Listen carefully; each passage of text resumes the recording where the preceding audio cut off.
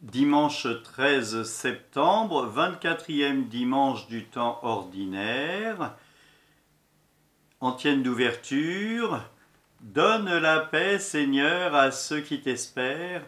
Ne fais pas mentir les paroles de tes prophètes.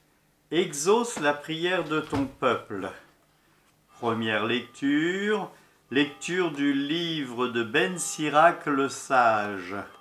Chapitre 27.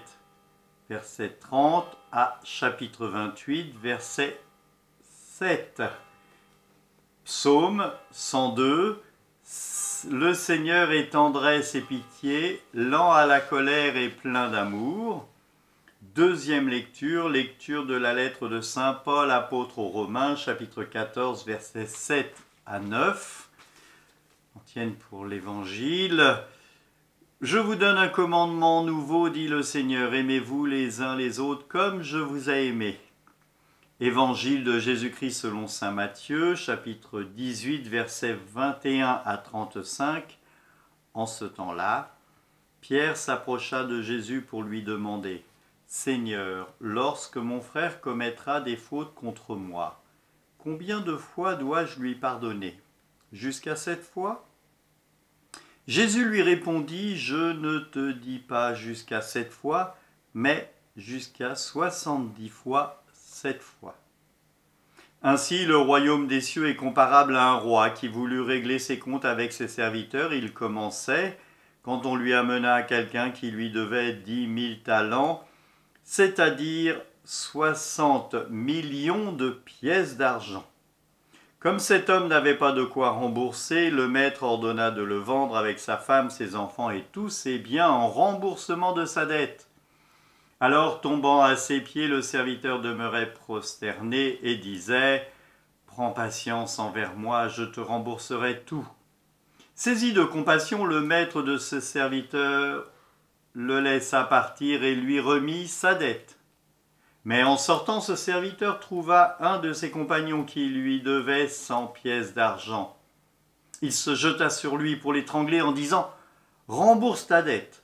Alors, tombant à ses pieds, son compagnon le supplia « Prends patience envers moi, et je te rembourserai. » Mais l'autre refusa, il le fit jeter en prison jusqu'à ce qu'il ait remboursé ce qu'il lui devait. Ses compagnons, voyant cela, furent profondément attristés et allèrent raconter à leur maître tout ce qui s'était passé. Alors, celui-ci le fit appeler et lui dit « Serviteur mauvais, je t'avais remis toute cette dette parce que tu m'avais supplié. Ne devais-tu pas, à ton tour, avoir pitié de ton compagnon, comme moi-même j'avais eu pitié de toi ?»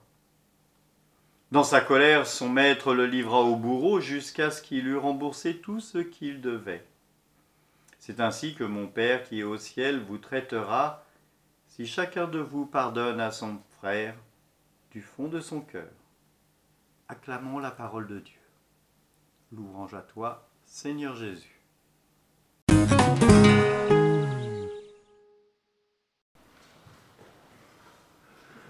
Mes frères, si je prends la finale de la première lecture, pense à ton sort final et renonce à toute haine.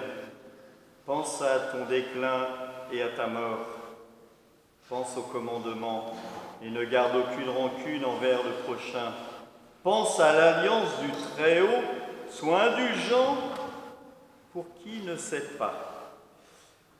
Ces paroles nous invitent à regarder l'autre, non pas à notre mesure à nous, mais à sa mesure à lui.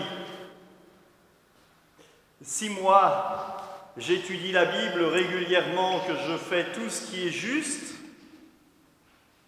et que je veux que l'autre soit comme moi, eh bien peut-être que ma valeur qui me permet de juger n'est peut-être pas la bonne. Il y a dans la loi de l'Église quelque chose qui s'appelle une loi de gradualité. C'est-à-dire que nous sommes tous invités à tendre vers le bien pour être à l'image du Christ, Mais vous avez bien entendu que nous sommes invités à tendre. C'est-à-dire que chacun, à nos mesures, nous essayons de ressembler au Christ, d'être comme lui. Mais chacun, nous avons des petits et des gros défauts, et qui nous empêchent d'entrer dans cette communion parfaite avec Dieu. Et c'est cela, ce qu'il nous faut regarder dans ce texte, dans ces textes. Il nous faut regarder comment est-ce que moi, je peux accéder et être... Il y avait un petit livre qui s'appelait « L'imitation du Christ ». Imiter le Christ, pas pour le singer, mais pour être dans l'amour complet. On est tous un peu comme ça, on a nos idoles. Pour certains, c'est Neymar ou d'autres, mais on ne joue pas aussi bien que lui. Enfin, moi, non, c'est sûr. Mais on essaye, quand on aime le foot, on essaye de l'imiter. C'est la même chose, quand on aime le Christ, on essaye de l'imiter et d'avancer. Pierre, lui, il a compris qu'il fallait faire de gros efforts. Alors il va voir le Seigneur et il dit « Combien de fois dois-je pardonner? Jusqu'à 7 fois ?» Alors 7 fois, c'est le chiffre parfait dans la Bible. Donc il s'est dit « Je vais être tranquille. » Le Seigneur va dire « Oui, oui, c'est bien, 7 fois, c'est le chiffre parfait. » Mais déjà, Pierre est courageux. Parce que vous, je ne sais pas si vous pardonnez, mais moi, quand on marche sur les pieds une fois, ça va, j'arrive à pardonner. 2 fois, j'ai un peu plus de mal. 3 fois, ça commence à m'exaspérer, surtout si c'est la même personne. 4 fois, il y a de fortes chances que je le bouscule un peu, puis que je lui dise que je ne suis pas content. Sauf que, si je fais ça avec mes propres forces, eh bien, c'est sûr que 4 fois, je suis arrivé au bout de ma force. Si je demande au Seigneur d'être avec moi dans l'accompagnement du pardon, eh bien, je peux aller plus loin. Et le Seigneur répond à Pierre quelque chose d'extraordinaire, non pas 7 fois, mais 70 fois 7 fois. Alors là, j'oserais dire mes bras m'en tombent, et je me dis, je ne suis pas prêt d'y arriver.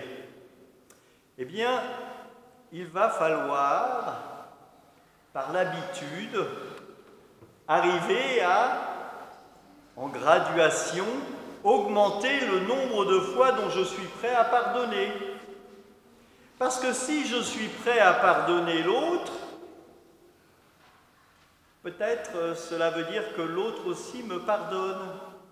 Et là, on en arrive à la parabole que le Seigneur nous propose. Cet homme devait une somme extraordinaire. Allez, 100 fois le salaire de Neymar pendant une année. Au moins. Vous imaginez? Non, vous imaginez pas, parce que c'est inconcevable. 100 fois ce salaire-là. C'est incroyable. Et le maître lui remet toute sa dette parce qu'il s'est mis à le supplier. Et en sortant, il est heureux, mais a priori, il n'est pas satisfait. Parce que s'il était heureux et dans la joie du maître, s'il était rentré dans la joie de son maître, eh bien en sortant, celui qui lui devait le salaire d'un balayeur de rue, par exemple, eh bien il lui aurait remis sa dette. Vous voyez bien l'écart, hein? Et donc il n'était pas dans la joie du maître. Il a reçu le don du maître, mais sans le faire rentrer en lui-même. L'amour que son maître lui donnait est resté comme lettre morte sur son cœur à lui. Parce que s'il était vraiment dans la joie de Dieu, eh bien il aurait pardonné et il aurait remis la dette à celui qu'il avait rencontré. Il est là le point d'échauffement de ce texte. L'homme ne s'est pas réjoui de la grâce que son maître lui a fait. Il a été content peut-être, mais assez indifférent. Cela ne lui a pas touché le cœur. En pensant à ça, je pense un peu à Caïn et Abel. Vous savez, Abel, son offrande a été agréée par Dieu et Abel était réjoui. Et Caïn ne s'est pas réjoui de la joie de son frère. Là, cet homme a eu tout ce qu'il devait agréer et il ne s'est pas réjoui, même pas pour lui. C'est catastrophique. Lorsque quelque chose de bien m'arrive, eh bien, je dois rendre grâce. Parfois, je suis tout seul dans ma cuisine et je mets une belle assiette, je mets un beau plat, et puis avant de manger, je dis merci Seigneur. C'est un peu mon bénédicité rapide. En général, mes bénédicités, à moi, ils sont souvent rapides. C'est peut-être un reproche qu'on peut me faire, mais je dis ce merci Seigneur tellement avec le cœur que si le Seigneur il m'entend, il voit bien que je suis heureux. Et pourtant, c'est pas grand-chose. Des fois, c'est pas mal quand même parce que j'aime bien cuisiner. Mais c'est la joie. Et je crois qu'il faut se réjouir de petites choses pour pouvoir entrer graduellement dans la joie du Maître quand il y aura des grandes choses. On a pas mal d'enfants aujourd'hui, alors voilà, le jour où on sort de chez le boulanger et qu'il y a eu un paquet de bonbons, faut se réjouir. Il ne faut pas dire « j'aurais bien voulu l'autre ». Ah oui, mais c'est déjà pas mal. Donc je me réjouis. Le jour où le copain à l'école, il partage quelque chose, il faut se réjouir, même si c'est pas grand-chose. Le jour où le copain est avec vous parce que vous êtes tout seul, au lieu de vous laisser dans un coin, il faut se réjouir. Je crois que la joie doit être le moteur du chrétien.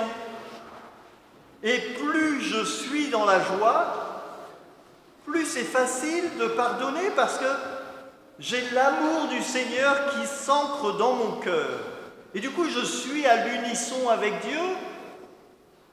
Et si je suis à l'unisson avec Dieu et que je reprends le début de mon texte, ça veut dire que j'ai avancé un petit peu et que pardonner à l'autre ne sera pas fait avec mes efforts personnels qui auront combattu contre ma hargne, mais ils auront été faits avec l'amour de Dieu. Tout réside dans cela. Est-ce que je suis prêt à mettre l'amour dans mon cœur quand je suis à l'école et que je joue au foot?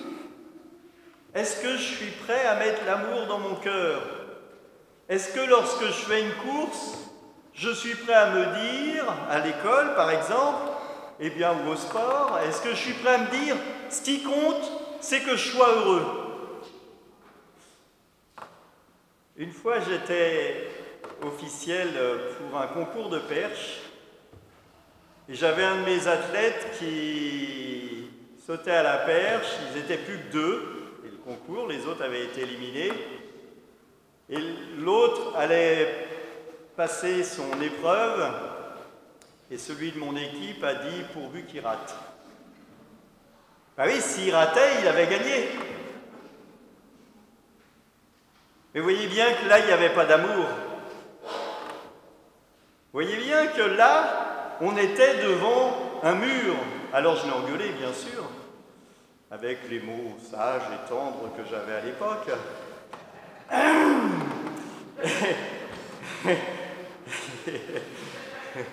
Et donc, j'ai essayé de lui faire comprendre, après l'avoir engueulé, je lui ai fait comprendre, je lui ai dit, mais ce qui comptait, c'est qu'il réussisse et que toi tu réussisses mieux. Et je crois que c'est un peu ça, quand on fait un concours à l'école ou quand on fait quelque chose, ce qu'il faut, c'est réussir. Quitte à être ex-aequo ou deuxième, mais réussir déjà dans son épreuve et ne pas chercher à détruire l'autre. Parce qu'en gros, quand il a pensé qu'il fallait qu'il rate, il a cherché à détruire l'autre. Dans la vie, c'est pareil. Quand on cherche un boulot, des fois, s'il n'y a qu'une seule place, on espère qu'on l'aura. Et si on sait qu'il y a quelqu'un d'autre qui postule à la place, on espère qu'il échouera. Et cela, ça ne marche pas, c'est pas chrétien. Il nous faut donc, mes frères, demander au Seigneur de faire grandir l'Esprit Saint qui est dans notre cœur. Il nous faut, mes frères, faire travailler l'amour qui est en nous, tout doucement, chacun à notre rythme. Il nous faut, mes frères, rendre grâce pour le Seigneur qui nous aime, qui nous pardonne inlassablement, jour et nuit, parce que nous sommes ses enfants et que nous avons du prix à ses yeux. Amen. L'antienne de communion, qu'il est précieux ton amour, ô mon Dieu, en lui s'abritent les hommes. Eh bien, soyons dans la paix, que le Seigneur nous accompagne. Pour la paroisse de Pierrelaye, en ce jour, il y aura un pèlerinage en direction de Pontoise, puisque le pèlerinage de Pontoise est annulé. Donc nous ferons un petit pèlerinage en marchant dans les rues de Pierrelaye. Donc en union de prière, les uns vers les autres, nous pouvons nous tourner vers Marie. Je vous salue Marie, pleine de grâce. Le Seigneur est avec vous. Vous êtes bénie entre toutes les femmes, et Jésus, le fruit de vos entrailles, est béni. Sainte Marie, Mère de Dieu, priez pour nous pauvres pécheurs, maintenant et à l'heure de notre mort. Amen. Que Dieu Tout-Puissant vous bénisse tous, Père, Fils et Saint-Esprit. Amen. Prenez soin de vous. À la semaine prochaine. Il y a des vidéos Bible qui sont sorties. N'hésitez pas à les regarder et à les partager.